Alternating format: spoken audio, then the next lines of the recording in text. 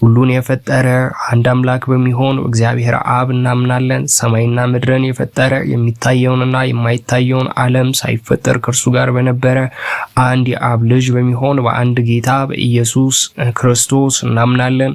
ከብርሃን የተገኘ ብርሃን፣ ከእውነተኛ አምላክ የተገኘ እውነተኛ አምላክ፣ የተወለደ እንጂ ያልተፈጠረ፣ በባህሪው ከአብ ጋር የሚተካከል፣ ሁሉ በእርሱ የሆነ፣ በሰማይም ካለው በምድርም ካለው ያለ እርሱ ምንም ምን የሆነ የለም። ስለኛ ስለ ሰዎች እኛን ለማዳን ከሰማይ ወረደ። በመንፈስ ቅዱስ ግብር ከቅድስት ድንግል ማርያም ፍጹም ሰው ሆነ። ዳግምም ስለኛ ተሰቀለ። በጴንጤናዊው በጲላጦስ ዘመን እርሱ መከራን ተቀበለ፣ ሞተ፣ ተቀበረ። በሶስተኛውም ቀን ከሙታን ተለይቶ ተነሳ። በቅዱሳት መጻሕፍት እንደተጻፈ በክብር በምስጋና ወደ ሰማይ አረገ፣ በአባቱ ቀኝ ተቀመጠ። ዳግመኛም በሕያዋንና በሙታን ላይ ለመፍረድ በምስጋና ይመጣል። ለመንግስቱም ፍጻሜ የለውም።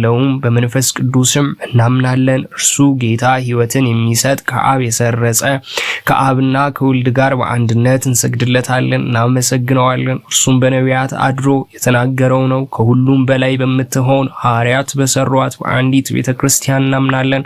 ኃጢአት በሚሰረይባት በአንዲት ጥምቀትም እናምናለን። የሙታንን መነሳት ተስፋ እናደርጋለን። የሚመጣውንም ሕይወት ለዘላለሙ